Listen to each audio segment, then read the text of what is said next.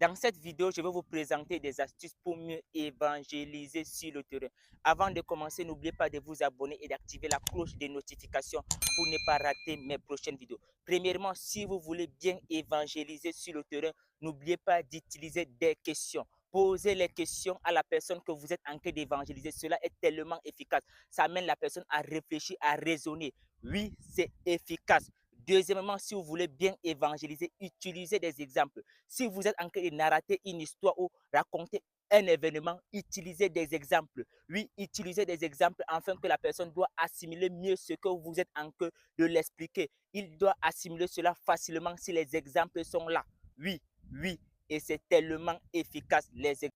Troisièmement, n'oubliez pas d'utiliser les noms. Si vous êtes en train de parler sur une personne ou sur un événement, ou vous êtes en train de parler sur un objet ou sur un animal, utilisez les noms. Ça sera tellement efficace parce que les noms ont des significations et les noms représentent quelque chose de symbolique. Utilisez les noms et les noms a une influence ou une implantation totalement positive ou négative. Utilisez des noms lorsque vous êtes en train d'évangéliser une personne.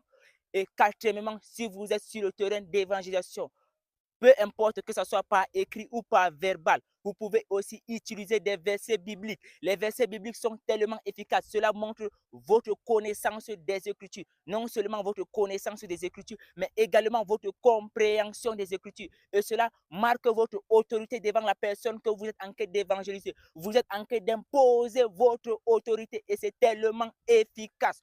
Oui, cinquièmement, si vous êtes sur le terrain d'évangélisation, n'oubliez pas d'utiliser les témoignages. Oui, racontez les témoignages des événements que vous avez eu à rencontrer ou eu à traverser. Utilisez même les témoignages des hommes de Dieu, les témoignages des personnes, des chrétiens, des témoignages des événements, des témoignages qui se passent aujourd'hui au travers de la nature, même dans l'actualité de nos jours. Utilisez des témoignages, ça serait totalement efficace et cela va faciliter la compréhension de l'évangile.